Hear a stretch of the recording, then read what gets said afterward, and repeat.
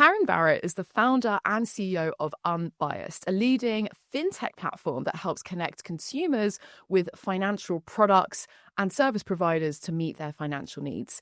Since launching in 2009, they have helped 25 million people to get financial help. Amazing. Karen, welcome to the show. It's amazing to have you here. Thank you for inviting me. I'm excited to have a chat with you.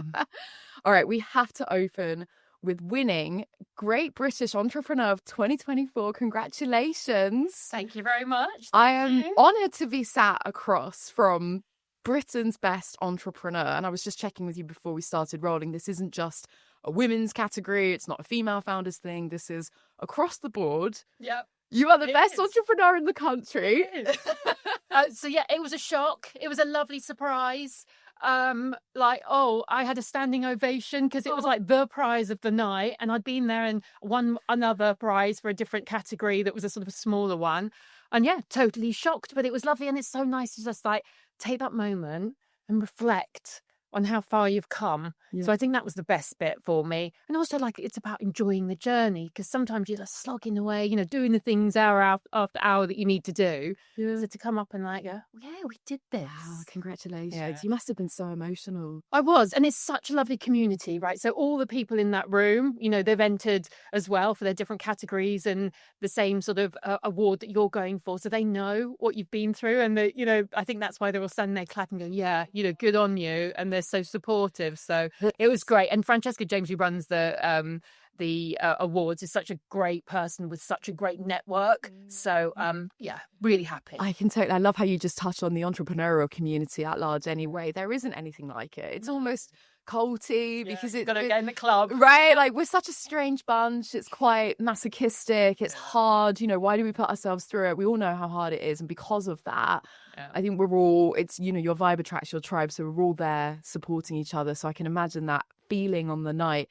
Did it feel like the Oscars? It really did. It really did. And the funny thing was, my colleague who was meant to have attended the awards with me hurt his leg playing children's rugby or something the day before. So actually I said to my mum, do you fancy coming to the awards then? She's never done anything in her life to do with my work. She goes, oh, okay, then I've just had my hair done. Comes down. So how amazing is that to have my mum there videoing away and, a work event where I've actually won the overall prize. So you couldn't have timed it better. It was epic. Oh, I love that. Mama Barrett came along with you. That's so cute. What is her surname? Mrs. Is.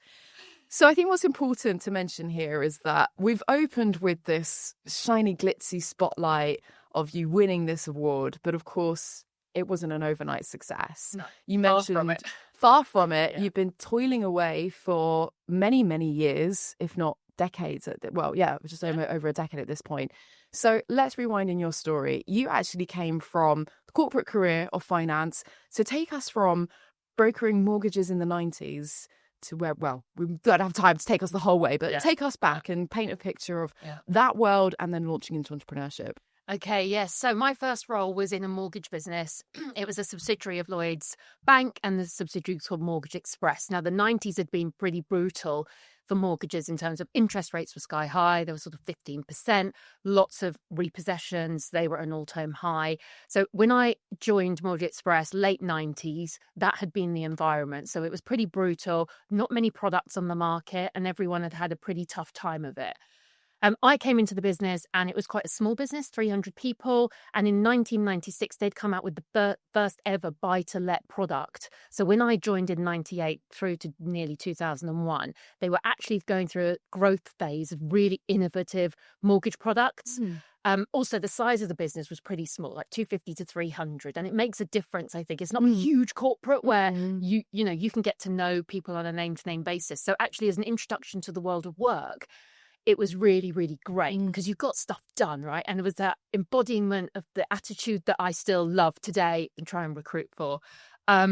But the world was very process driven. It was handwritten underwriting and applications. It was old world.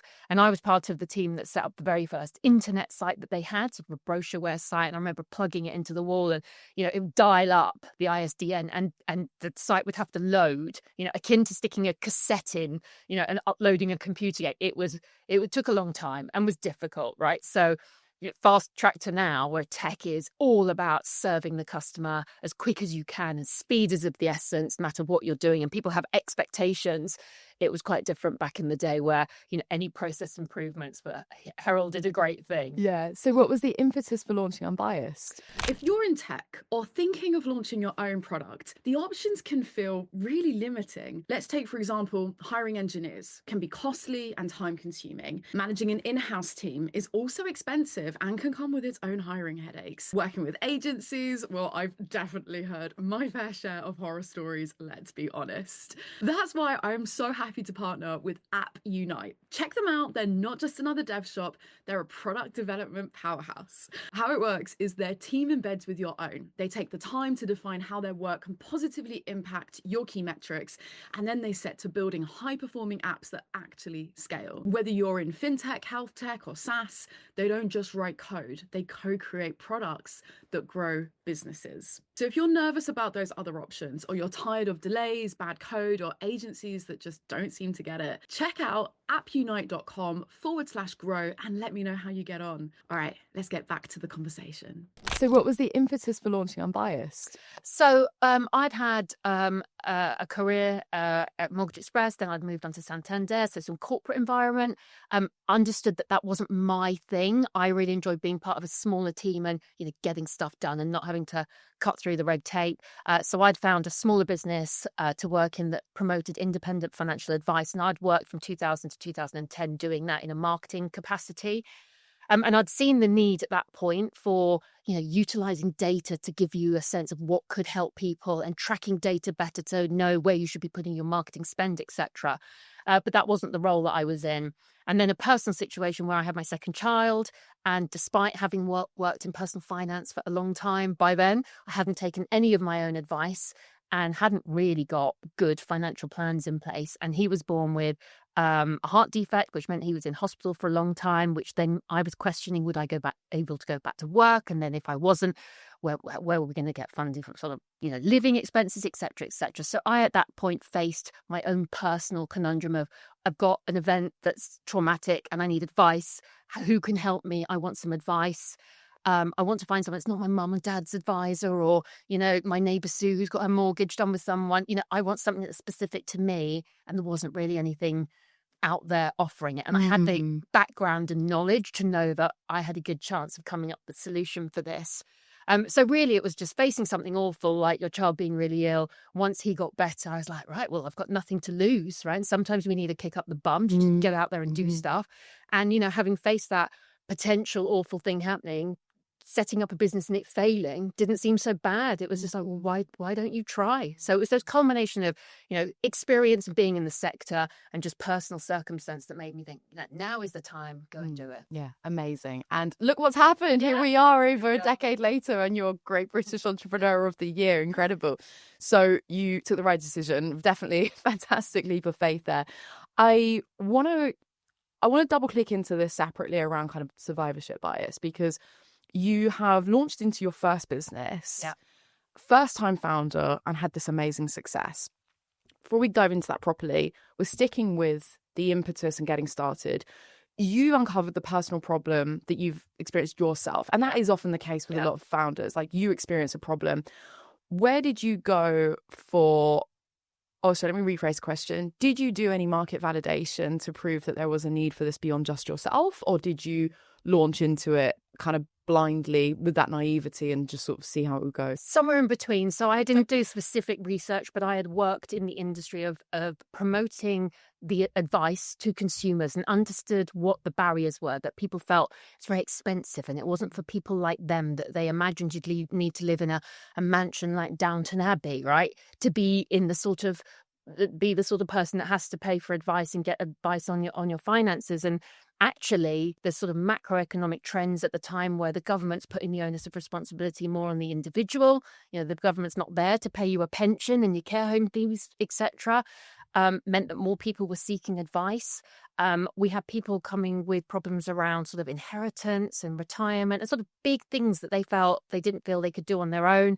And they were just concerned about what questions do I ask and what's good value for money. So I had that experience, and I also knew that people wanted quicker solutions, and mobile phones and online websites was, growing at a rate of knots at that time. And I just saw the opportunity for the two things working together. So no massive market validation testing, just my own sort of working experience and my own personal life experience. So where do we go from 0 to 1? What was your MVP? What was your beta? Where did you get started? And especially back in 2009 as well, right? Like, where did you start? So the start was creating a database of financial advisors, and then a website on which there was a little form people would fill in. And then actually we had outsourced the operation of printing off a list of matching advisors in that area and would post it out to people. That was sort of the start. Then it transpired that we could surface those results on a web page. And then very quickly, fast forward to today, it was creating an algorithm in about 2015 where we did this, on a much more automated basis.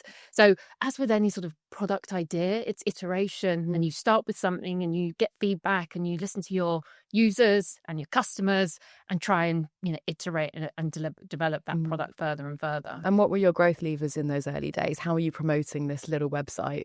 Absolutely. So digital media and PPC was one of the main things. In my marketing role previous to that, sort of PPC had been out in 2002, 2003, and we were very quick to jump on it and had really established a playbook in my mind of what you do. So I transplanted that to the new business. Also, I think that we went out to product providers and said, we know you've got customers who need advice. If you do, please send them to us. So actually for you too. Yes, absolutely. We're solving a need that they had for their customers. I think the name helped, Unbiased, because people want to feel that they're doing right by their consumers, their users. And also the financial advisors we had on the website were independent financial advisors, so could sell products across the whole market, which moved any sort of worries or bias around a product being sold, which was happening in banks and sort of building societies. So we were a very happy home for all those referrals coming in. And at that point, we were creating a really nice basis across the whole of the internet for people to point to us and sort of create an authority around what we were doing, which just helped us grow. And look, the growth was slow. It was slow. For in the first 5 years, it was from 0 to 2.5 million. And it's interesting. You say, first time success, etc. I feel today and nowadays, actually, to be a success, you have to do it quickly, right? And that just wasn't my experience. It was, I was basically having a family. I didn't know about people investing in your business to scale it and grow it in the first 5 years. But I was very happy, actually. And I actually look back at that period and it was high learning, understanding the market and having the time to get your product right. So I feel lucky that we had that time and was yet able to put down really good, stable roots, which actually I think has been, unassailable in terms of competitors coming into the market and trying to knock us off from being the market leading brand. We've just said, no, we know how this works, right? And being a marketplace business, you have to do things in different camps. You can't just be there for your customers who are paying you fees. You have to be there for the user and give them a great experience. And it's all those little modules of know-how and experience that add up to the whole package. Yeah, and it is very unfair of me actually to say first-time founder, like go into business and have this success, because of course it has that connotation that you have an idea in a vacuum, you go and put it out there and, oh, look, and now I'm Great British Entrepreneur of the Year. It certainly doesn't. Certainly like not. That. We're talking about a, 16-year journey of, exactly to your point, feedback, iteration. And so how you started, I'm sure, is nowhere what it looks like today. So very unfair of me. I'll retract the first time founder success on that. Because it's funny, actually, just on that note, I interviewed someone else who also had a business for a really long time, but because it had evolved and pivoted so many times within the course of, say, a decade or decade and a half, it was kind of like, I could have relaunched a business under a different name or different product because of how much it evolved over that period of time. But because I would be a serial entrepreneur, it's a technicality. I so feel right. Like I feel, you say a 16-year career. Right. It feels like I've had a different job every 2 years. Right. Right. It's size of your business is different. Yeah. Focus is different. Yeah. And to do different things, whether that's a bit more in the product, a bit more in the finances, a bit more on the marketing side. And as a founder, you've got to wear all those hats. Yeah. You've got to care for all of those areas. So it certainly doesn't feel like I've been in the one place. Yeah, exactly. Doing the same thing for that long. Of course. Are you a fan of Only Fools and Horses? Sort of. Do you know about Trigger's broom? No. Okay, fine. For any listener, it's a really random reference where he's a road sweeper, and he wins this award from the council for being like the longest serving road sweeper of the borough or whatever it is. And he's like, this broom has had 12 different heads and 14 different hands. Same broom. It's like, well, here's a photo of it. What proof do you want? Anyway, just random parallel I'm drawing there. So, all right, going back to 2009, getting started, your growth levers. Yeah. What I'm also aware of is the context of that time, especially as you mentioned, like PPC and digital marketing, because, you know, kind of the heyday back then as well. Did you have any funding as you were getting started to help extend that runway? No, so it started with a database, and we sold sort of subscriptions to advisors. So we said we would market their business on our platform. Wow. We got more people coming to our sort of Unbiased because of the links that we'd built.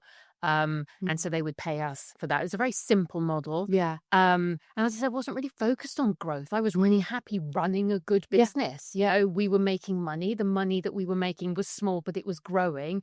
You know, and businesses can go backwards in revenue. To sometimes to stand still or to just grow incrementally is a fantastic achievement. Yeah. But it definitely wasn't where my head was at.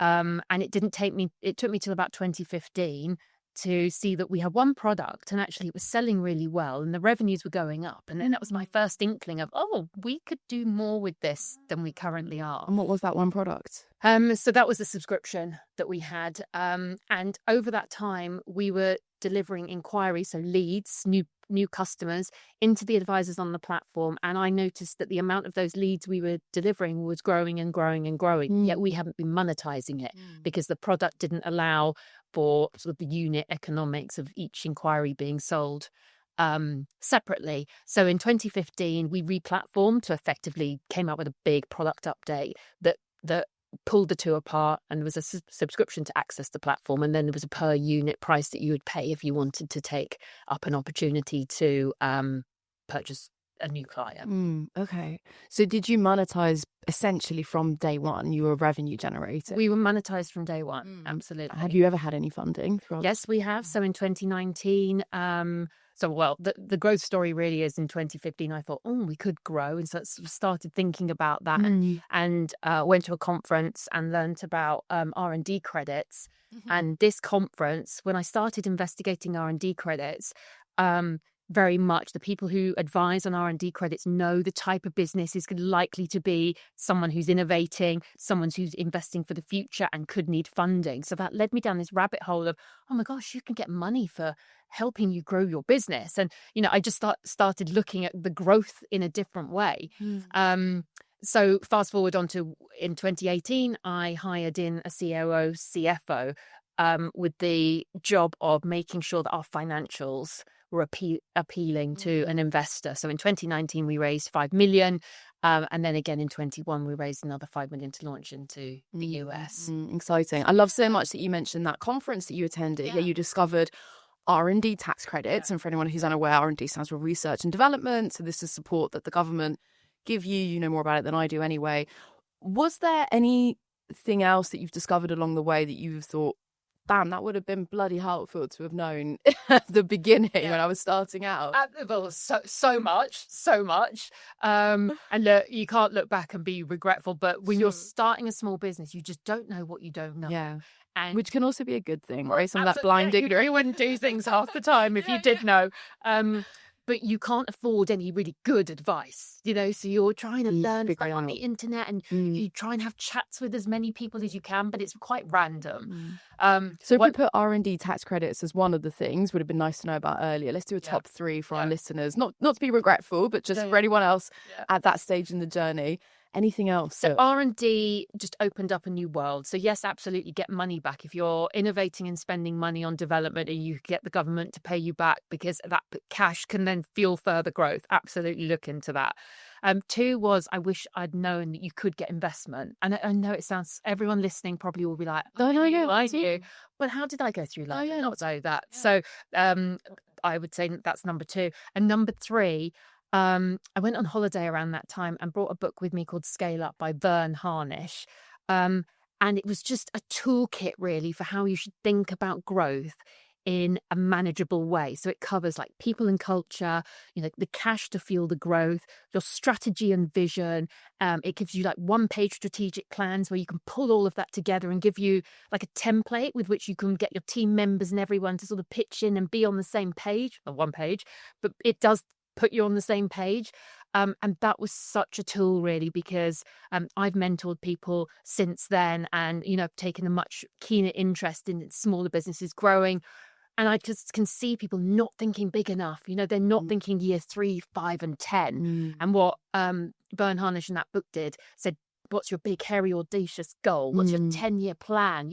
Think big globally. Who are you going to help? What's your brand going to be like? And when you start thinking that big and then work back, you go, okay, well, this week, month, year, I'm going to do this, but I know where I'm going, it's the North Star or the big goal. And, that's really motivating and helps you focus because there's so much vying for your attention, isn't it? So, and it was really exciting for me. I bought a copy of the book. They were probably sick of me. And I was like, this week you're going to read these chapters, because I was excited about getting everyone together on this journey that we were on. And look, it was really well received. And although I think the book now, I look, it's got this wrong with it and that wrong with it. At that point in time, it was just what I needed to go, there's a whole world out there that you don't know about, and here's your pathway to it. What are maybe 2 more other pearls of wisdom that have stuck with you from that book? You shared this kind of BHAG, big, hairy, audacious goal, think big. Have you got any other? Yeah, absolutely. Culture and people, having people with the right attitude, particularly in the early days where, you can't really get anyone on board who's like, this is my job description, I'm going to stick to it. And if you ask me to do something outside of it, that's a problem.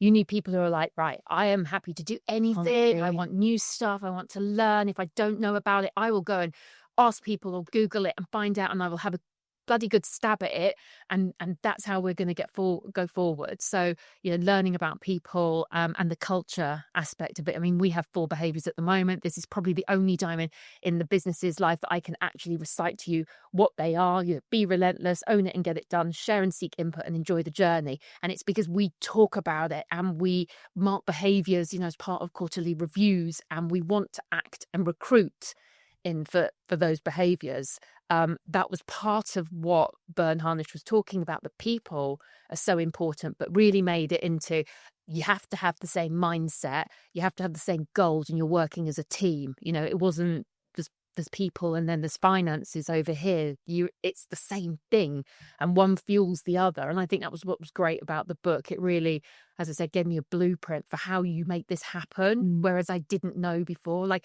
I can do good things in terms of building a brand and a business, but this gave me the blueprint of what is good, covering off a number of bases. Love that. And I think, God, that kept me going for 3-4 years, really. It really did. Amazing. I did kiss the end of it, in terms of doing stuff. I went off and probably read another book, but it was, like the Bible of scaling up for me. Amazing. And on the people front, it reminds me, I've actually just recently discovered a fun little kind of anecdote with Brian Chesky of Airbnb. Apparently, he would always ask people in the final interviews, if they had 1 year to live, would they still take this job?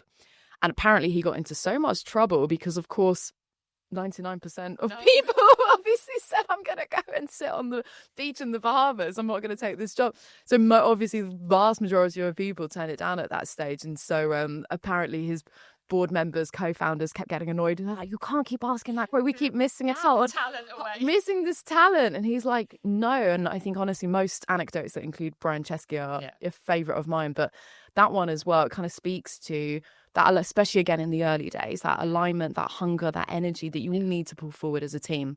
All right, so back to your story. So did we cover off anything else that you wish that you learned sooner? So there was the R&D tax credits, the book I guess is part of that. Yeah, there's one thing I think that's useful for your listeners, and that's around communication. So I think back to what I was doing through the whole, being a CEO and founder, communication. I think early on, if you understand you need to communicate in every way possible, you need to be comfortable standing up in front of groups, one-to-ones, speaking to people you don't necessarily know, networking and introducing yourself, writing really good emails. You are selling to people because you want to hire them. You're selling to investors because you would like them to invest in you. You're selling to a user or a consumer because you think you've got the best service and you really want them to have a better outcome at the end of the day. And you're selling to your customers saying, we've got a proposition that really adds value to what you're doing. And, 98% of my job is getting everyone together and excited about what we're doing and that we're the best and that we can help you in whatever capacity that is. And I think sometimes people have great ideas and are a bit shy about it, and there's no real room for that. You've got to have the courage of your conviction, and if you are shy, get some media training or get some sort of confidence training, and really focus in on getting that skill down early on, because it will definitely pay back. You got to pimp yourself out to the max, basically. I was having a similar conversation with someone yesterday, and what I arrived at with them was, going back to you saying that confidence and the conviction there is, it's not about you, actually. I think a lot of people, there's a lot of fear that gets in the way. There was actually a really interesting report that showed that most people would genuinely rather die than go on stage and do public speaking. It is nerve-wracking. It really is. And I think, if this is helpful again to listeners who are feeling that there's something getting in the way, is it's actually not about you. As much as we're saying you have to pimp yourself out, if you're on a mission, if you have a business, you're doing that a disservice. If you're not going out there, if you're not showing up. With that in mind, slightly easier said than done, how do you stay energized? How do you keep yourself going? Because, maybe for the more introverted, or even not, I'm an introvert. I actually find it really draining talking to you right now. Yeah, that's hard work. It'll be fine. But, it is an effort. How do you stay energized? I don't know. I enjoy what I do. I enjoy the evolution of the product and the team that I've built. It was interesting when we were working from home, at the dreaded C word time. When I came back, we'd gone through a massive period of growth because we'd just raised money 3 months prior to COVID hitting. And when we came back into the new offices, or genius or luck, I'm not sure what it was, but it enabled us to continue with our product plans. We launched 4 new products 5 months into that year to attract different types of customers in. We were able to recruit and continue with our growth plans. When I came into the office after that and saw everyone, I was like, we created this, and there's those sort of winning Great British Entrepreneur, coming into a really full and busy office of a massively grown team that we've got. These are really good, things that you achieve, and it's great. That sense of pride. I also like, and I hear a lot of entrepreneurs saying this, you want to make a difference in the world. You do. You don't want someone telling you what to do and mapping out your day. And actually, I would say that anyone that works for us really has that get up and go. I want to be master of my own universe, whatever that is, whether you're writing content or whether you're testing or whether you're writing code. Those people have autonomy to do a really good job and come with ideas and make it happen and get the praise for it. And I'm proud of creating a team that works like that. And as some of the EMPS scores we get, or employee net promoter scores, when people say, I really enjoy working with my peers. That's so lovely. Love it. Oh, I love that too. I'm so happy for you. And I think when you have got those accomplishments, that sense of achievement, that pride, that's just so energizing. I mean, hearing you just talking about it, it's so, it gets me excited. All right, so back to your timeline, your incredible growth journey. You then decided to expand out from the UK into the US. What was the year again exactly? 21. I was going to say that. Well, when we raised the money to do that. I think it's interesting. So the real growth journey started from 2018 when I made that first hire of sort of a new formed C-suite, whereas it had been a bit ramshackle before that, really. Some great people in, but not really buying in the experience. So gearing up to do that, it was about getting revenues big enough cash in the bank to be able to pay some more senior people in the team. The hire of the CFO was instrumental because I hadn't raised money before and he had. I knew that female founders going out on their own didn't have a great rate in terms of raising money. Those statistics we were talking about earlier, they can be pretty miserable. I think 1.8% of funding went to women in the first half of last year. So I knew what I was facing. And so that was the start of my journey, ensuring that we were equipped with the right people in the team to go out and raise that money well, which we did, 5 term sheets, and we, got a great partner on board. And that was really to fuel a 3-year growth journey. So getting losses, but to grow revenue. We did that exactly as we had planned to. And so as we approached the end of that sort of 3-year investment cycle in the UK, we were doing absolutely wonderfully. And we were looking around and thinking, what other growth opportunities do we have? So I'd actually spoken to some sort of counterparts in the US who were running sort of similar similar services to us, so lead generation in the financial advisory space. And talking to them, I just felt that their product wasn't as good as ours. And we did do some homework on this one. So we looked at the size of the market and et cetera, et cetera. And the wealth management industry is times 10 the size of the UK market. And there's lots more wealthy consumers who need advice. So it seemed like, here's a market. And out of all the growth opportunities we had, it was one of the strongest. And so we thought, right, let's raise some money, not that much. 5 million is not a massive raise in the big scheme of things, to head over to the US and sort of see if we can get some traction over there.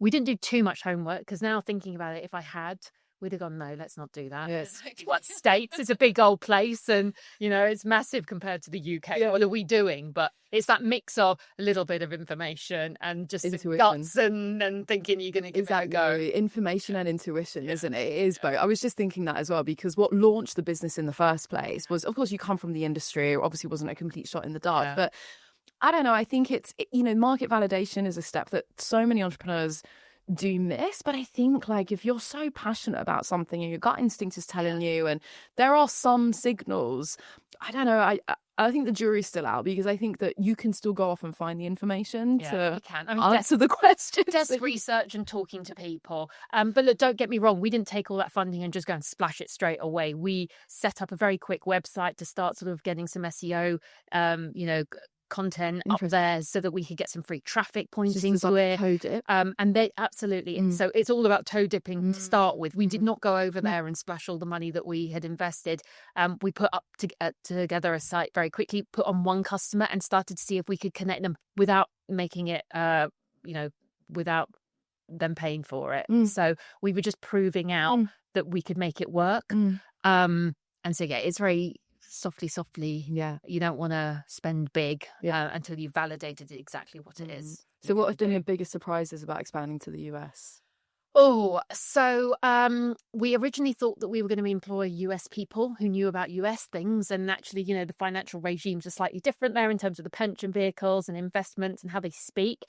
But when push came to shove, they're very expensive in terms of the talent over there. Clearly, they get a lot of, they have to pay a lot for living expenses, etc. And so their salaries that they demand are significantly higher than here.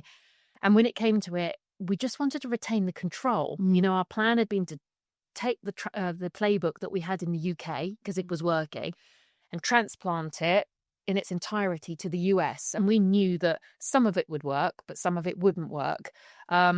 And so I think, just doing the changes around time zone differences, the currency changes on the website, and really just understanding that when we got to the US, the market had already been made by the operators already in the market. So over here in the UK, we sell a subscription for access to the platform. We built out a platform actually that has data and analytics on it and marketing automation tools. There was nothing like that in the US, but they were like, we don't need it. We've never had this. So it was a tougher sell in terms of our product. And actually, we have made some compromises to make our product look a little bit more like what is over there. But what we have retained is our exclusive one-to-one matching, which is unique to what we do here in the UK as well as in the US, whereas typically everyone in the US will sell an inquiry 3 or 5 times. So we just have a higher quality match, and we think it gives a better experience for both the consumer who's using the service and the advisor who's wanting to protect their time because they're running a business. Yeah, amazing. Look at you, transatlantic CEO, so exciting. I think there's something here with the second mover advantage. And what I've seen through interviewing so many entrepreneurs as well is the distinction between being so innovative that you're ahead of the curve. And the example that I often use is there are actually 3 mainstream objects that we use in our everyday lives now that actually existed literally centuries before they were adopted in the mainstream. And they are the fork, as in knife, fork, spoon, wheels on luggage, like a wheelie suitcase, and electric cars. These 3 were invented, as I said, literally hundreds of years before they were adopted mainstream. And so innovation in entrepreneurship, these entrepreneurs are inventors, essentially. And if there isn't the market demand, market need, my background is more in marketing as well. Actually, I think that marketing can also help kind of create and push that along. It doesn't matter how brilliant that product is. You know, it's the whole fallacy Timing's important. build it and then come timing and everything else against that. And so I think what I picked up on your great story here is with the US expansion is it sounds like you've really found that nice balance between the innovation, but not going so far that the consumers it's just like so alien to them. Yeah, absolutely. I think that having the experience that we've had in the UK and then taking it to the US and seeing how far we are from what's being offered in the market, listening to the feedback and just moving enough to be a viable concern in the US. We also learned that actually in the UK, we deal with SMEs and enterprise customers. Actually, in the US, it's all about the enterprise customers. You know, if you can win one of those, you sort of tick off your sales for a quarter or a half year, and it's a much longer sales pipeline, but it pays off, and then you can actually plan for the future. So that was really nice to learn that about the US market. Yeah. Any kind of tips, tricks that you can share in terms of that B2B selling to enterprises? Because of course for startups it's a long tail process. It can take months and months, whether it's through procurement, going through being passed from pillar to post. Sometimes you just don't even have that runway as a startup to stay alive for long enough. So what we did worked. We did sell to very small businesses to start with, just to get going, right? While we built the pipeline for the larger customers. That makes sense. And they can stick with us should they want, but actually we are pivoting more to our product being for larger enterprises in the US. We still are for everyone in the UK. But yeah, we probably took on an ICP or a customer type that wasn't quite right for us, just to ensure that we were practicing and doing something so that we could have data to learn from. Yeah. So again, it goes back to the do it. Do it before you're ready. Do it and you will learn. If you don't do it, you're not going to be any farther forward. And even for a business that was sort of mature, like ours in the UK, we knew that. We knew we're going to have to be different and innovative in the US. And also it's interesting, we run different meeting cadences for the US team because it's the Wild West. You know, if some days are up, some are down, things come in from left field, you're like, what is this? It's proper back to the startup roots feeling, the early days. So now it feels like we're running two businesses, one mature that you can sort of forecast quite nicely into the future, and the other's like, who knows what's going to happen from one week to the other. How do you feel about them both straddling on the two? I love that. I mean, I think my heart is probably in that startup, new stuff, new ideas. I do love that. How do you stay hungry with that as well? I'm just wondering, because when you're starting out, it is like, okay, I've just got to make this question. But because you've got that safety of the other one. Yeah, so I was thinking about this, and it's interesting because my experience is really limited, actually. I haven't had a job that's any different since 2009, right? And I'm hiring in really experienced, opinionated, brilliant people into my team, both at C-suite and heads of, etc., and into the whole business, actually. They're the ones that are bringing in the experience. So I was thinking about my team, who's giving me, not trouble, but who gives me most challenge, right? And it's always the last person I recruited in, because you always want to hire the best, right? And they know stuff I don't know.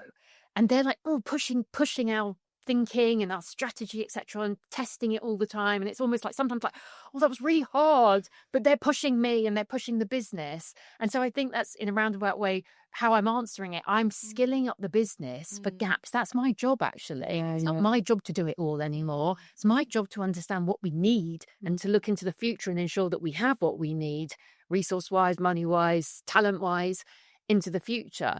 And so my role has evolved, and actually I fill those gaps in a different way now. Someone else will actually deal with the uncertainty of launching into new business, and that person typically has launched into a new geography before, in this industry, and knows what they're doing. And that's how you de-risk that sort of situation. Yeah. On the hiring, obviously that's so crucial for any scaling business. You talked before about behaviors, aka values, and getting so clear on that helps you to find the right fit. Are there any other tips you can give founders when they need to hire? Because I know, especially when you're talking about heads of C-suite, that's a common mistake, is hiring too senior when you're too early.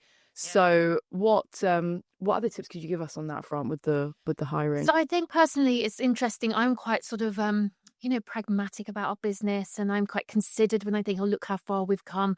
When you're hiring, hire for the business you're going to be in 2 years. You don't want to go too far or hire in too much from a corporate when you know that you're a sort of growing business of 50 to 100 people, you do need to make sure there is that sort of understanding of what resources they will have available and the ability to do their job. How hands-on is it versus how strategic is it? So you do need to get that right. But, I think this has happened to me in the past where I haven't sold it enough in terms of, look, we're brilliant. We're going to be brilliant. You're going to be part of the team that takes us to being brilliant. I've been like, oh, I understand why they're not interested because they've done X, Y, and Z or exited, this role or had a team of this many 100 people or whatever. I understand. And actually just like, no, you're the person that I need, and just have a bit more confidence about it, really. Interesting. Yeah. You remind me also another famous story with the Monzo first hire of marketing. They brought in very senior, very accomplished, experienced marketeer who had all these huge household brand names to their CV. And it was, again, that same reception of, oh my God, we're so lucky to have you, all these brand names, like, oh my God, we're really making it. And it was one of the biggest missteps that they took at Monzo. And what ended up happening was one of the lowly interns who had been there from the early days worked their way up. They embodied all of those values. They rolled up their sleeves. They worked all the way up to ultimately becoming head of marketing until this company took that next stage of growth. So I think that's important to highlight. Something before we kind of continue any further with your journey, there's an observation that I'm making from the outside looking in. And obviously we're collapsing again, 15, 16 years of your business journey. Something that I've noticed is as we zoom out, you started off talking about how the business didn't go through this huge exponential growth, and there's absolutely nothing wrong with that. So I'm really glad to hear you say that, because I think there is so much of an emphasis on achieving unicorn status, getting Sequoia Capital backing you, et cetera, but building a solid business that's doing well, that's growing organically, nothing wrong with that whatsoever. The fact that there's a connotation that there would be is ridiculous in and of itself.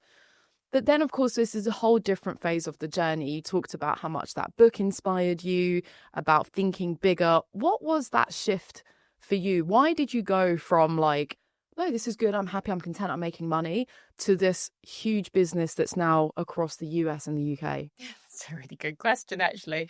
Do you know what? I think it's really simple. I had my third child in 2014, and once he was born, so it's interesting. I've got 3 kids. One I took a year off, and then the next one was 6 months, and the last one I took 3 months off.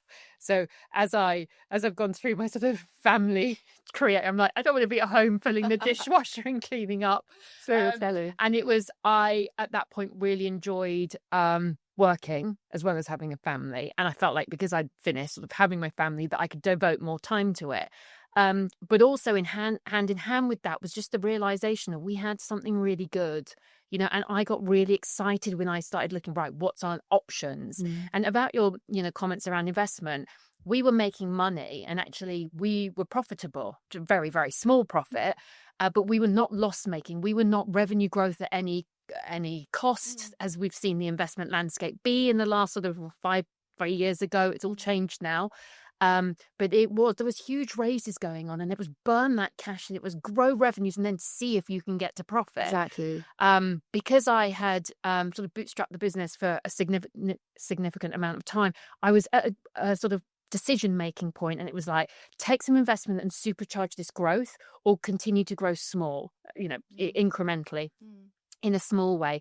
And actually it was fear of competition coming in and taking what I thought we could have, that made me choose the investment route. And I want to bring more advice and financial confidence to people. I see there's a massive need for it, cost of living crisis and interest rates and mortgage payments, and just, it's a difficult world out there for people to manage their finances. And we had a partial answer to it for some people wanting to go through certain decision-making processes regards to their finances. We're helping them. Like, why wouldn't you want to do that to more, help more people? So that was just, it's never one thing, but it was the perfect time in my personal life in terms of, family, the choice I had at that time. It was sort of binary. You go one way or you go the other. I said, yeah, come on, let's take on the challenge for this growth. I certainly didn't want anyone else coming and being the new Unbiased, as it were. I felt quite protective about, no, this is ours, and we're going to make it big and make it known that we're the number one in this market, and we'll defend it. Love that. I'm so happy you took that direction, Karen. It's so exciting. And you very nicely handed me the perfect segue into my penultimate question,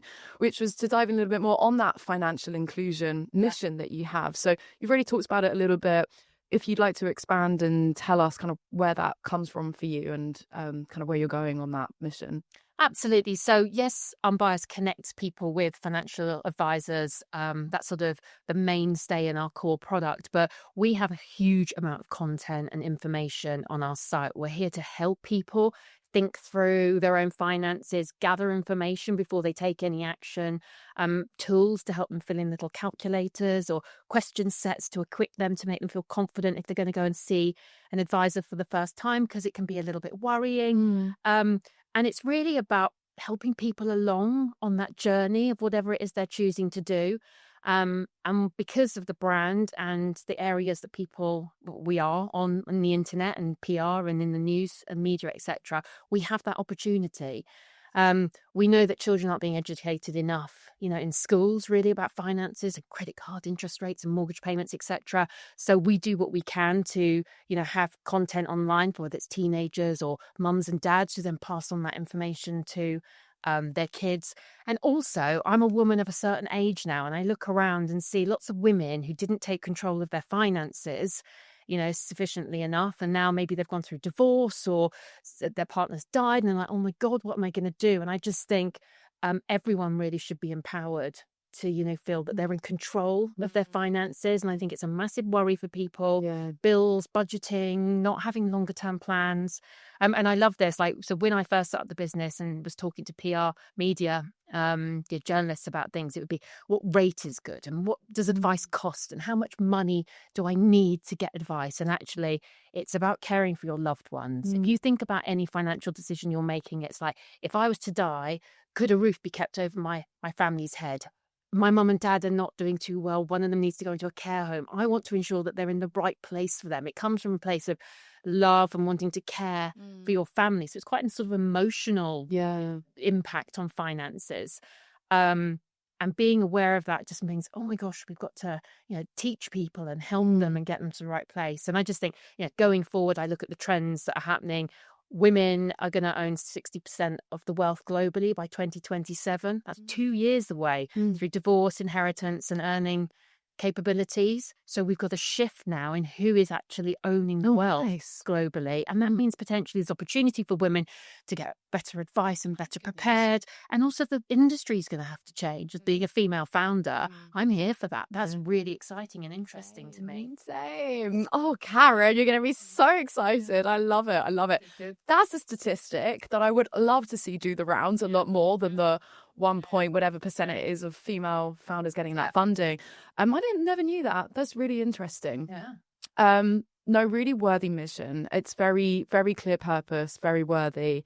And what better reason to get out of bed in the morning, right? It's I think also with finances, it affects everyone, and it's something that is like, I think there's such a silly taboo around it. And I think there is that connotation of greed and, oh, I want to get money. And it's, to your point, it's like looking after others and making sure that you're genuinely empowered. I think empowerment is such a buzzword, but financial empowerment, I view money as a tool. What does the money enable you to do? Absolutely. You look at it in the right choice, way. Freedom, exactly. Karen, final traditional closing question on the show. It's called Strategy and Tragedy. One of the reasons is because often the best lessons come from the biggest mistakes. What's one, air quotes, tragedy that's happened to you that's taught you an unforgettable lesson? Well, we've touched on it probably quite a bit, but I really want to drive it home. And I've made some horrible hires. Okay, so I would really, for anyone who's listening, who's thinking about hiring into their business, be really clear on what it is, because it's really difficult once you get them in.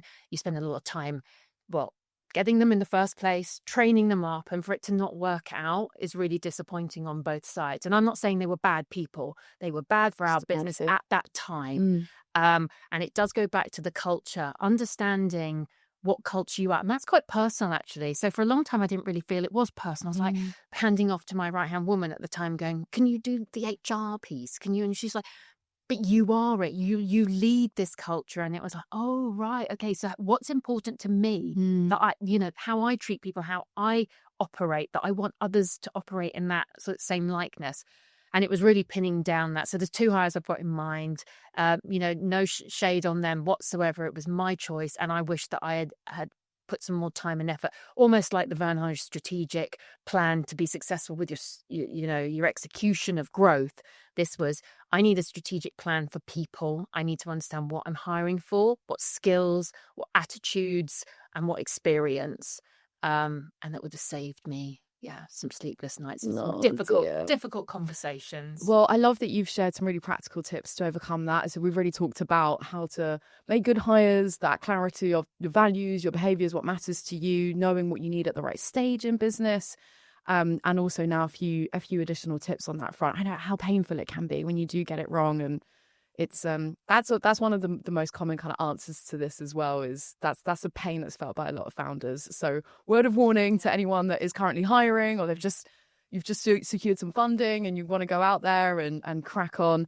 It's that saying of hire slow, fire fast, isn't it? And it's a cliche for a reason. But look, don't be too hard on yourselves. I find most founders, and myself included, you make decisions with the information you've got, mindset you've got at that time, and you're on a journey. Absolutely, would I do the same thing again? No, I'd be changing lots of things. But do I regret it? No. It takes us to where we are, and that winding journey is what makes you unique. And only you can be the founder of your brand. Yeah, you live to tell the tale. Yeah. Karen, an absolute pleasure to have you on the show. Thank you so much for coming on. Me too. The time has flown. Really hope that you've enjoyed it. If you've learned something new, or there's a practical tip that's helped you here, please do me a little favor. Hit that follow or subscribe button wherever you're listening to this. It honestly means the world to me, genuinely. I really, really do appreciate it. Doesn't cost anything, takes 2 seconds. So go away and hit it now. And I hope to see you next time. Episodes are weekly, every Wednesday morning. So I look forward to seeing you then.